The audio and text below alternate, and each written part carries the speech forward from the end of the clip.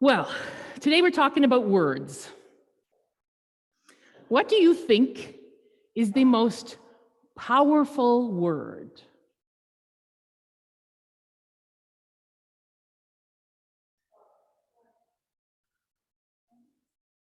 Oh, we have a few choices so far. I was wondering if the most powerful word was something that would be long, like, supercalifragilisticexpialidocious long. That has 34 letters. It's in Mary Poppins, and it's from a song that says, if you say it, you'll sound smart, and people will treat you like you're smart. So that's kind of powerful, although it doesn't really mean anything at all. When I was in grade 7, we had to learn how to spell anti-disestablishmentarianism. I think we had to learn how to spell it because it was a really, really long word. I can't imagine that the teacher thought we would ever need to know this word in real life. Do you know what anti-disestablishmentarianism actually means? No. That's because you don't really need to know it.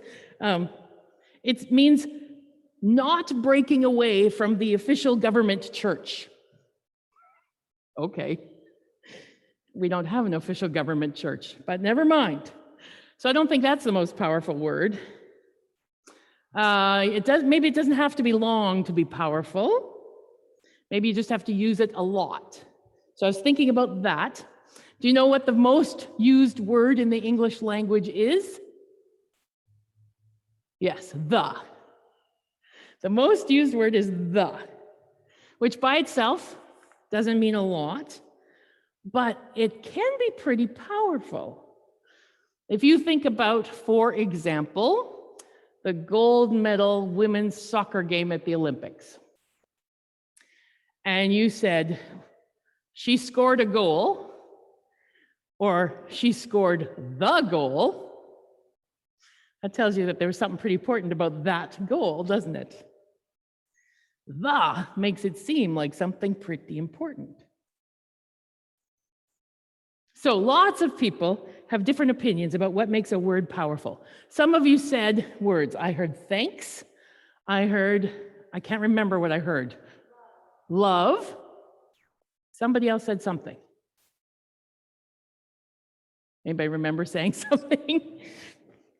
Okay, so we had thanks and we have love. Some people think that yes is the most powerful word because it makes things happen. And other people say no is the more powerful word because it stops things from happening. Please and thank you, people talk about as magic words, right? Why do you think they say that they're magic? Please and thank you make you feel differently, don't they? Lots of words do that. They can change your mind and your mood. I think that's what makes a word powerful, maybe, is that it can make us feel something. And so I was thinking about that and wondered if you can think of any examples of any times when words that someone said to you made you feel badly or made you feel better. I expect you can, because I can. Think about times when someone said something to you that either made you feel not great or made you feel better. Think about that. When I was looking up people's opinions about what they thought was the most powerful words, one of the most common responses was, I forgive you. 3 words that can change a situation. The same with I am sorry, I think.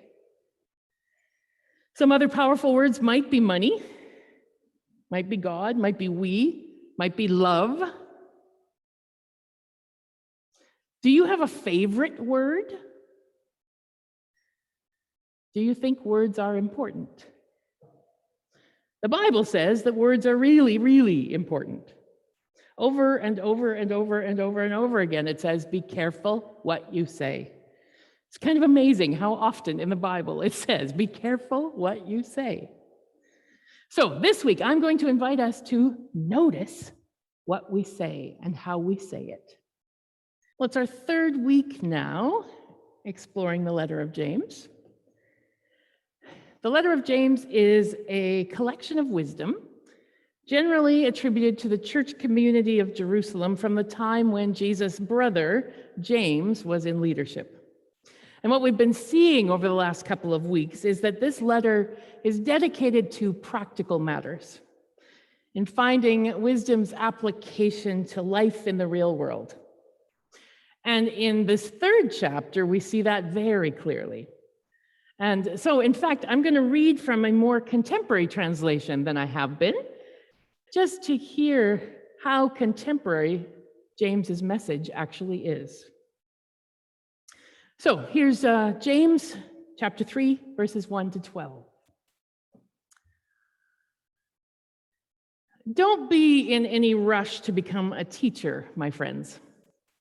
Teaching is highly responsible work. Teachers are held to the strictest of standards. And none of us is perfectly qualified. We get it wrong in nearly every time we open our mouths.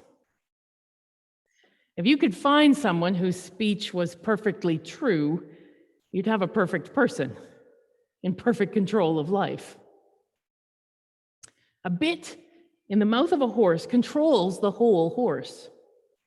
A small rudder on a huge ship in the hands of a skilled captain sets a course in the face of the strongest winds. A word out of your mouth may seem of no account, but it can accomplish nearly anything or destroy it. It only takes a spark, remember, to set off a forest fire. A careless or wrongly placed word out of your mouth can do that. By our speech, we can ruin the world, turn harmony to chaos, throw mud on a reputation, send the whole world up in smoke, and go up in smoke with it. Smoke right from the pit of hell. Do not underestimate this power. You can tame a tiger, but you can't tame a tongue. It's never been done. The tongue runs wild, a wanton killer. With our tongues, we bless God, our Creator. With the same tongues, we curse the very men and women made in God's image. Curses and blessings out of the same mouth. My friends, this can't go on. A spring doesn't gush fresh water one day and brackish water the next, does it? Apple trees don't bear strawberries, do they? Raspberry bushes don't bear apples, do they? You're not going to dip into a polluted mud hole and get a cup of clear, cool water, are you? So, friends, choose carefully how you speak.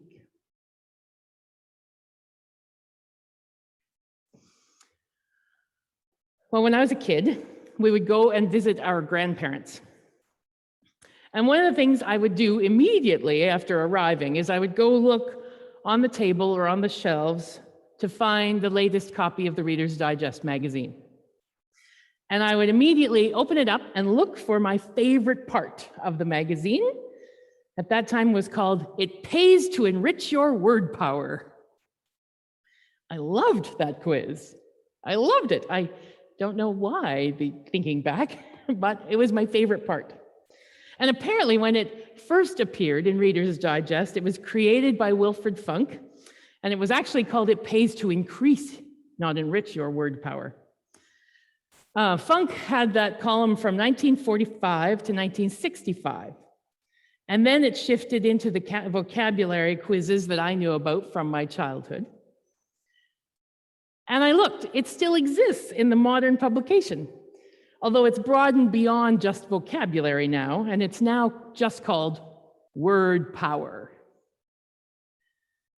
But I'm interested to note that Reader's Digest, anyway, has said for a lot of years, since 1945, that words have power. Unlike the saying that many of us learned as young people, "Sticks and stones can break my bones, but words will never hurt me." The letter of James is very clear that words actually can hurt you. Words have a great deal of power for harm. In fact, James begins by saying, no one should ever have the aspiration to be a teacher. Teachers of James's day gave public discourse. Students and other hearers would gather around to listen. And James is clear that everybody makes mistakes. Everybody misspeaks. And he says the consequences of that, if you're a teacher, are huge. Think about how easily someone might be led astray by misplaced or unintended words.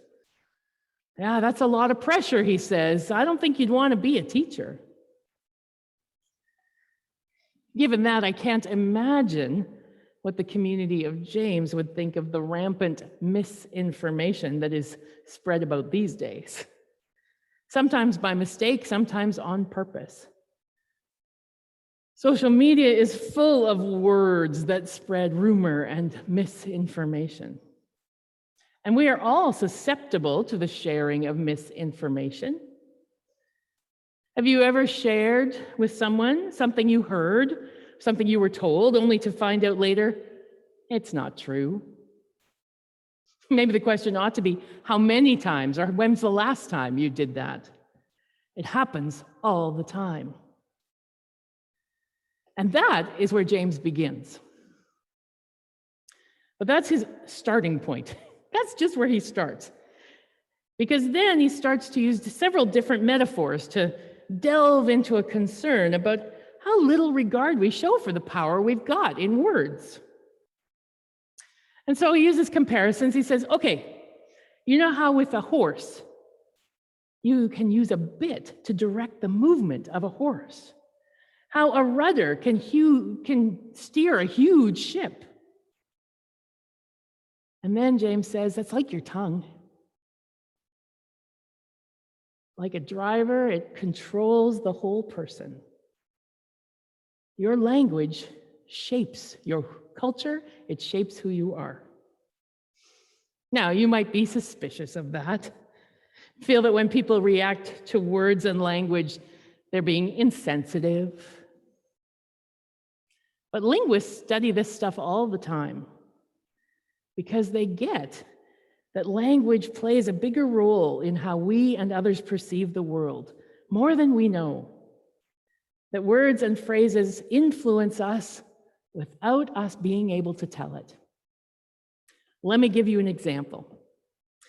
There was a 2018 study, so just 3 years ago, from Stanford University. And it looked at how even well-meaning language can reinforce assumptions. So they took 650 people, they divided them into groups. And they asked them to read a paragraph that had some evidence about the lack of gender differences in math skills. The text was pretty nearly identical, the content was the same, but there were subtle differences in the words that were used in how the main findings were framed. So participants read these paragraphs with one of 4 statements. Here's where the statements were. 1, girls do just as well as boys at math. Boys do just as well as girls at math. Boys and girls are equally good at math. And girls and boys are equally skilled at math. Pretty similar, right? Well, after reading the text, then all the people were asked which gender they considered to be more naturally skilled at math. Well, none of the researchers expected that those tiny changes in words would affect the opinions as much as they did. Interestingly, the group that read, girls are as good as boys in math, in that group, 71% of them said that boys have more natural ability in math. And in the group that read boys are as good as girls at math, only 32% of them thought that boys had more natural ability. And people were asked, Explicitly, if they thought that the sentence, girls are as good as boys at math, was biased, they all said no.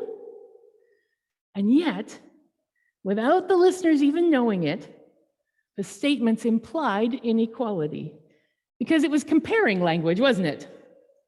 In comparisons, you typically compare the usual thing against the more common thing, or the unusual thing against the more common thing. So, in English, zebras are like horses sounds better than horses are like zebras, right? Sounds different. Horses are like zebras, you never say that, because horses are more common. Horses are the thing you're comparing to. And that's what was happening in this language. Without even thinking about it, they were comparing girls to boys as if boys were the more common math-skilled people. So as much as we think we're not influenced by stuff like that, the truth is, the words we hear and the words we say shape how we think. Now, we can believe it or not, but advertisers count on that being true. Companies spend a lot of money to use words and images these days to shift how you feel about something. We've just started a federal election campaign, and many people are working very, very hard to choose just the right words that will shape the way you feel about their preferred candidate. I think we would prefer to think that words didn't matter so much. It's so hard to have to think about what you say before it comes out of your mouth, especially if you're an extrovert who doesn't even know what you really think about something until after it comes out of your mouth. Maybe that's why we resist when people ask us to shift our language. I remember when I was a resident Dawn in university. There was a student on my floor. She was born and grew up in Toronto. And she was introduced to me as Diana. And partway through the year, we discovered that Diana wasn't even her name. It was the English name that her family had invented so that English speakers didn't complain about having to say her real name, which was Kyung Mi. And when we asked her, well, what do you want to be called? She confirmed, well, she'd kind of like to be called her real name. And we agreed that since residence was in fact her home, it was the least we could do to learn her real name. She could be called her real name at her home. So thereafter, on our floor anyway, she was Kyung Mi. And what I remember the most about that are two interesting things. The first was the number of people who were openly hostile to her about having to learn a new name for her. She was introduced to them as Diana. They argued they shouldn't have to learn a new name for her. They were very put out. I'll admit, this response really kind of surprised me. I thought, how hard is it for us to do that for her? I didn't expect people to be angry about shifting their understandings of who she was. I was shocked. The other thing I remember was the change in Kyung Mi once we stopped calling her Diana. It was as if she stopped having to pretend she was someone else. And this formerly very quiet, very shy student was laughing out loud in the hallways. She was talking, she was participating, as if she had permission to kind of finally be herself, just because we started calling her her actual name. I've thought about that a lot over the years. I've found myself thinking back over to that now and again as we've started to become aware that gender isn't as binary as we used to understand. And when people ask us to use pronouns like they instead of he or she, I've not been surprised this time when people have been angry or frustrated at the suggestion that they shift their language. I've seen that before. when they dismiss it as merely political correctness. But Hyung Mi is still teaching me about how much difference it makes when you show people that you see them by how you speak about them, how you speak to them, and what the book of James means by blessing and cursing people made in God's image.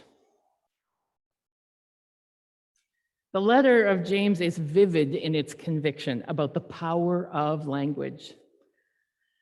It says, by our speech, we can ruin the world.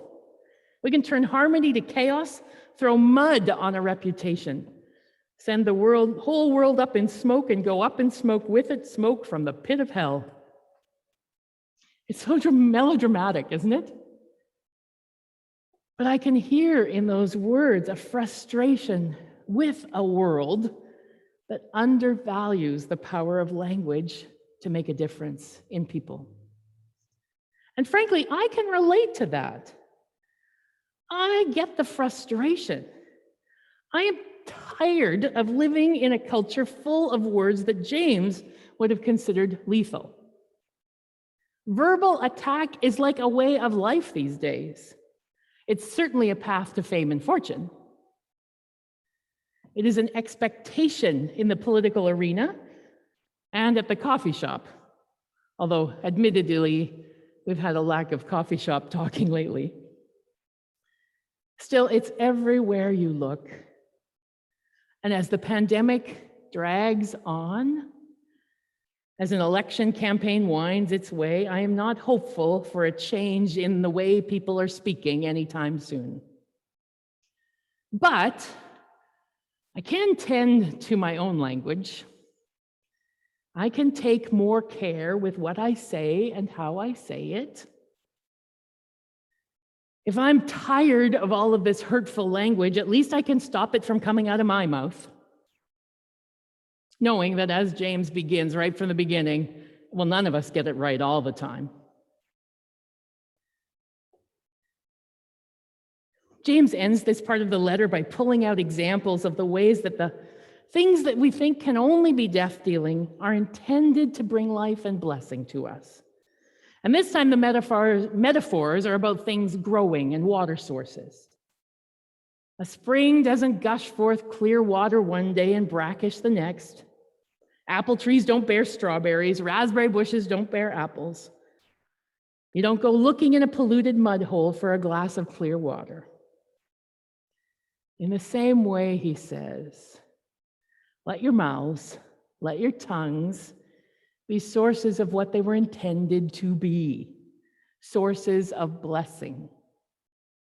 It's similar to what Paul says in Ephesians to the Colossians. I guess we can be comforted by the fact that this has always been an issue for people of faith. Paul says we should speak only what is useful for building up as there's need, so that your words may give grace to those who hear. Now, it also does not mean that, as, again, many of us have been taught, if you can't say anything nice, don't say anything at all. See, that also minimizes the power of language, just from the other direction, doesn't it? It doesn't recognize the immense power for good in our language. I don't think it's about being nice, because being nice is often anxiety-driven, not value-driven. We're nice because we're afraid of what people will think or say. And James wants us to be driven by our values. So it might not just be about being nice, but it might well be about being kind. It might just be about being just. It might be about grace. It is definitely about being thoughtful and careful.